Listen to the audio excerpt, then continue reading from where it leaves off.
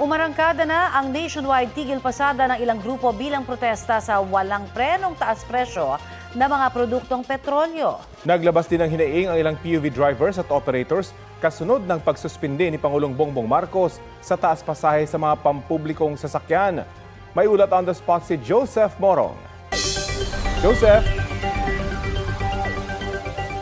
Rafi, Connie, nag-ikot tayo sa ilang bahagi ng Quezon City at napunan natin na may ilang mga commuter din naman na naantala o nabalam yung kanilang mga biyahe dahil sa ikinasang tigil pasada ng grupong Piston ngayong araw. Pero may mga jeep naman na nasasakyan. Dismayado naman yung ilang mga driver at ilang transport group dahil sa pagsuspinde ng fare hike o yung pagdadagdag pasahe na ngayong araw sana magsisimula. Sa Philcoa halimbawa, bahagyang naghintay para sa mga jeep ang ilang mga pasahero papasok sa kanilang mga trabaho kaninang umaga. Ang ilan sa kanila ay inabot ng lampas kalahating oras na naghintay. Pero may mga pumapasada naman mga jeep sa kabila ng tigil pasada na ikinasa ng grupong Piston. Sa Muñoz naman, tuloy din ang magbiyahe ng ilang mga jeepney driver doon. May pagkilos naman ng grupo ng mga driver sa ilalim ng Piston sa Novaliches sa Quezon City.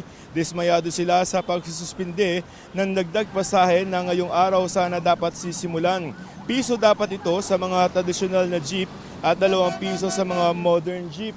Hirap na raw sila sa gastos sa diesel at makakatulong na rin daw sana ito kahit kakarampot dahil sa itinataas sa yung pagtaas sa pamasahe kahapon ay sinuspinde na ng LTFRB ang inaprubahan nilang fare hike hindi lamang sa mga jeep kundi sa halos lahat ng mga pampublikong sasakyan matapos ang utos ng Pangulo. Ang ilang operator ng mga P2P buses na dapat sana ay mayroong 40 pesos na fare hike, bagaman kailangan na daw ay kailangan naman tumalima sa utos ng Pangulo. Patuloy raw kasi ang pagtaas ng diesel at iba pa mga gastos sa operasyon. Sa Bulacan daw halimbawa, mababa na nga ang kanilang mga pasahe at hindi pa sila natataasan simula na mag-operate sila noong 2019.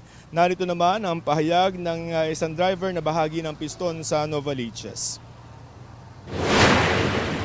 Para maisan kahit konting katiting yung paghihirap namin bilang tsuper. Kasi 100 plus na po yung diesel eh. Tapos biglang kakanselahin ng Pangulo na.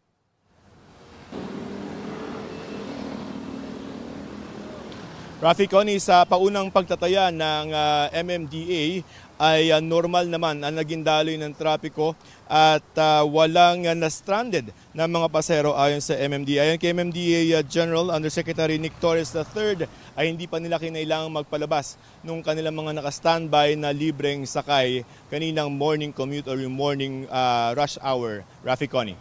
Joseph, nagulat ba yung mga driver dito sa pagbawi doon sa fare increase? Dahil bibihira yata na mangyari na may naasa na silang taas pasahe, biglang binawi the last minute, Joseph. Sa pagka-cover natin ng transport beat, Rafi, para ngayon lang nangyari yan. Kasi bago kasi itaas yan ng LTFRB ng DOTR, isang mahabang komputasyon ang ginagawa ng DOTR, LTFRB. Tapos nakikipag-ugnayan pa yan sa DepDep o yung dating NEDA para ma-estimate yung magiging cost o magiging epekto nito sa ekonomiya. Pero yun nga ang naging desisyon ng Pangulo, isang araw lamang pagkatapos i-anunsyo ng LTFRB yung fare hike. Kahapon nagpalabas na ng memorandum itong si LTFRB Chairman Assistant Secretary Vigor Mendoza na postponed indefinitely until further notice yung dapat sanang ikinasa na fare hike. Ang natandaan natin yung anong ba ngayon?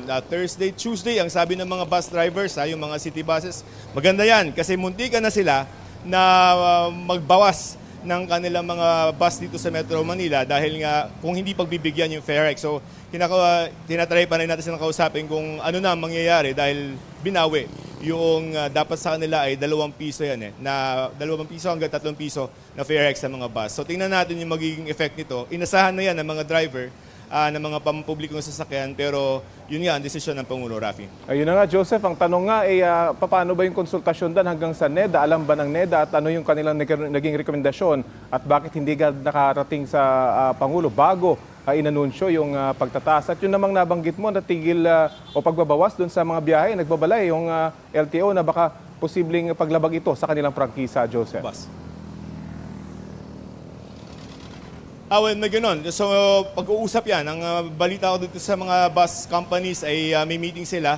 So, pagka naman may mga plano na ganyan, ang mga transport group Rafi at nag-decide na sila ng tigil pasada, ang ibig sabihin niya na hindi sila nagkasundo sa middle ground. No? So, tingnan natin kung ano yung magiging gitna nitong LTFRB dun sa kanilang kagustuhan na wag dabagin yung siyempre certificate of public conveyance no, para sa mga pasahero at yun namang economic na dahilan ng mga bus companies kasi baka naman malugi sila. So tingnan natin kung hanggang saan kakayanin nito mga bus companies yung wala silang fare hike considering nga na ito namang fare OPH no, o oil price hike walang tigil, Rafi.